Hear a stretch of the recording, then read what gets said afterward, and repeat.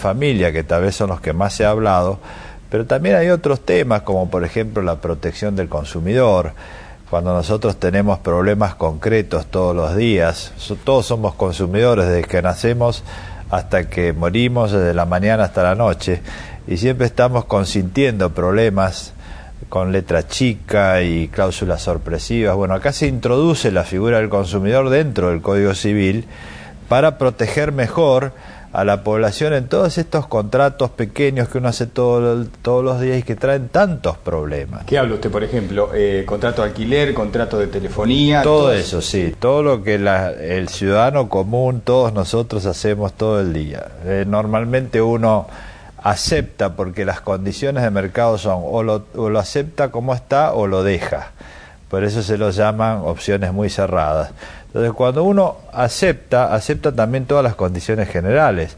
Uno no tiene el poder de sentarse a negociar el precio y las condiciones generales cuando compra un teléfono celular, o cuando acepta medicina prepaga, o cuando viaja, o cuando firma un contrato de compraventa de esos edificios. En todos esos casos, cuando uno lo hace para la utilización personal, y no es una gran empresa que se sienta a discutir, normalmente uno adhiere a cláusulas predispuestas. ¿Y quién lo protege ahora? Ahora hay una ley de defensa del consumidor. Lo que pasa es que acá se lo introduce como tema central dentro del código. Es una introducción muy fuerte. ¿Y qué ventajas, digamos, va a establecer si se aprueba esta reforma para el consumidor? Es que la gente va a poder impugnar esto y va a tener una amplitud mucho mayor, porque puede decir, bueno, esta cláusula es abusiva, y dejarla sin efecto. Fíjese lo que pasa en Internet, por ejemplo. Todos nosotros, sobre todo los más jóvenes, hacen clic cada vez que hacen Internet. Cuando uno hace un clic y compra algún servicio o algún producto, eso lleva implícito la aprobación de las condiciones generales. Entonces, cuando hay un problema, resulta que uno hizo el clic y aceptó que a lo mejor hay que litigar en otro país, o aceptó condiciones del producto que no pensaba. Se regulan los contratos en Internet acá, que es una novedad y que no hay en los códigos del mundo. Es una gran novedad. Tiene que ir a la justicia, uno termina yendo a un juez a pedirle que lo defienda. Claro, sí. Pero hoy no tienen leyes los jueces que le permitan protegerlos de esta manera. Es un gran beneficio para la vida cotidiana. Otra figura importante es la de los derechos personalísimos. Nosotros, la persona está como centro del ordenamiento civil, y entonces hay una cantidad de derechos, por ejemplo, el derecho a la privacidad, a la dignidad, el derecho a la imagen. Nosotros hace 30 años atrás nadie prestaba atención a la imagen, pero si uno se fija hoy, con la aparición de las máquinas de sacar fotos electrónicas y el Facebook, por ejemplo, uno tiene imágenes en Internet por todos lados. Esas imágenes queridas y no queridas, ¿no? Claro, y esas imágenes pueden ser usadas para cualquier fin, y hay muchísimos problemas prácticos ya hoy. Entonces, se reconoce acá el derecho a la imagen, es decir, no se puede disponer de la imagen sin el consentimiento de su titular, salvo que se trate de una foto en un lugar público o del ejercicio del derecho de informar. Por ejemplo, el periodismo obviamente puede, porque saca fotos de actos y demás. Digamos, un particular no puede usar la imagen de otro, claro, o una empresa de otro. Claro, entonces uno tiene el derecho a la propia imagen. Eso son cosas muy prácticas y muy relevantes para la vida cotidiana, ¿no? Ahora, doctor, hay un tema que tiene que ver con los contratos, ¿no? Que era esta polémica que se armó y esta confusión que se armó en el sentido de que la propuesta del Código Civil permitía la especificación de contratos en dólares. ¿Usted lo puede aclarar? Porque el gobierno vino, al final quedó todo en un limbo. ¿Cuál es el sentido? ¿Se pueden especificar contratos en dólares, depósitos en dólares? Es buena la pregunta y creo que hay que aclararlo. Lo que llamamos la especificación significa que cuando en un contrato dice que uno se obliga a pagar tanta cantidad de dólares, en realidad tiene que pagar en pesos y a un menor valor.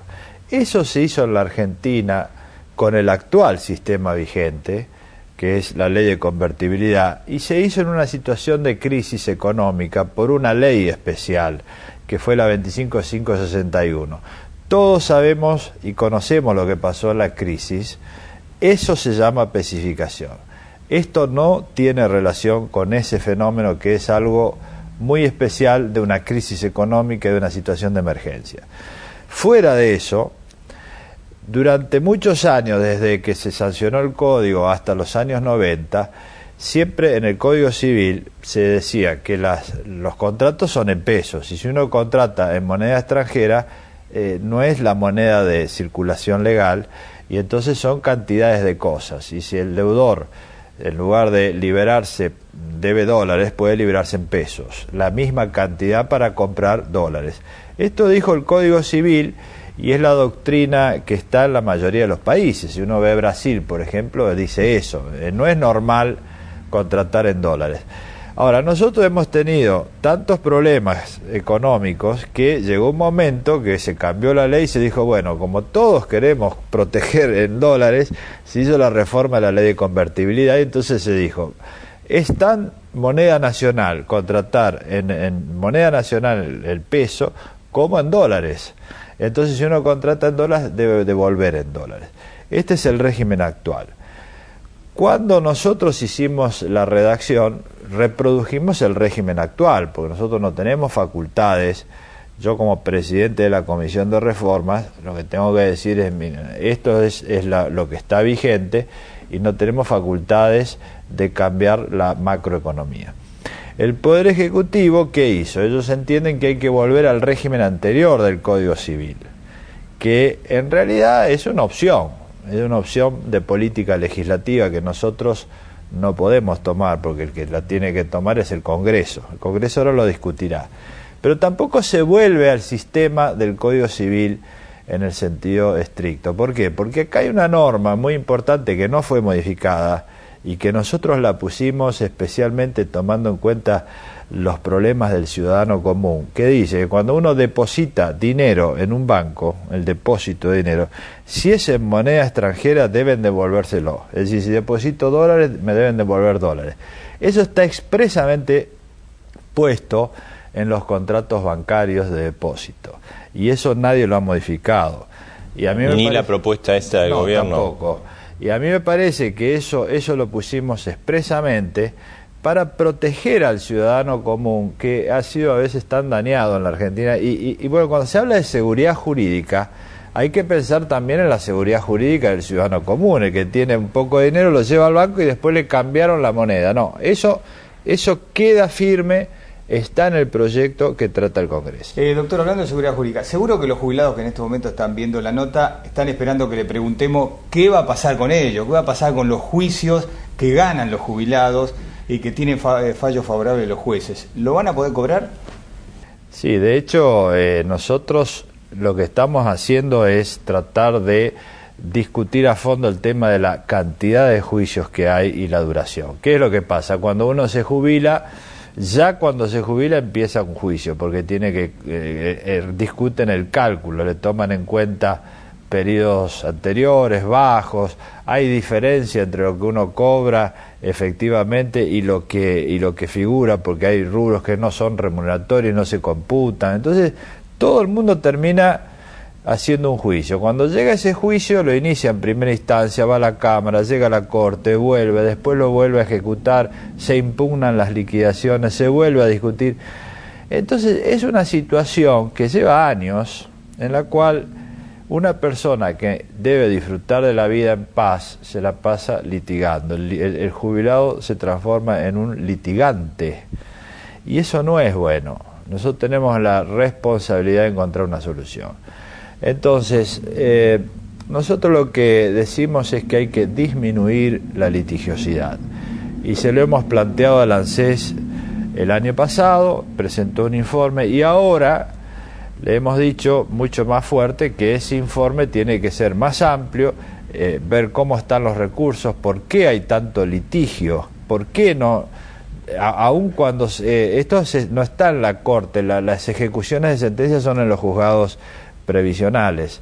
Obviamente que a veces puede haber distorsiones, puede haber juicios mal hechos, fabricados, siempre hay esas cosas, pero el grueso normalmente tiene razón.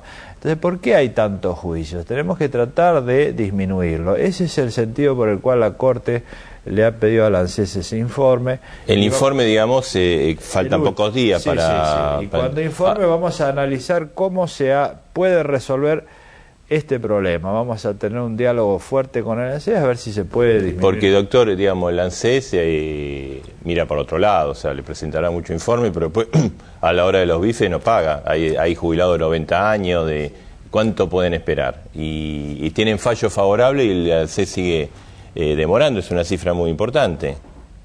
¿Va a haber alguna decisión de la Corte? No es que no se pagan todos, se van pagando. Lo que pasa es que es todo un tema de claro, pero un señor de 90 años, ¿cuánto tiempo puede esperar? Nosotros hemos sido muy claros en eso. Es decir, no es un verdadero padecimiento injusto que una persona de esa edad tenga que estar litigando.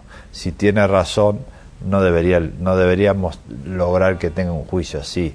Por eso estamos trabajando en eso. La Corte en realidad tenía una posición muy fuerte en favor de la recomposición de los saberes de los jubilados. Nosotros hemos dictado muchísimas sentencias que cambiaron lo que había hecho la composición anterior de la Corte, que había planchado todos estos reclamos, es decir, no se podían hacer porque la jurisprudencia de la Corte los había dejado sin efecto. Nosotros cambiamos todos esos precedentes. Claro, lo que pasa es que nosotros en esta composición actual, hace 4 o 5 años hemos ido cambiando.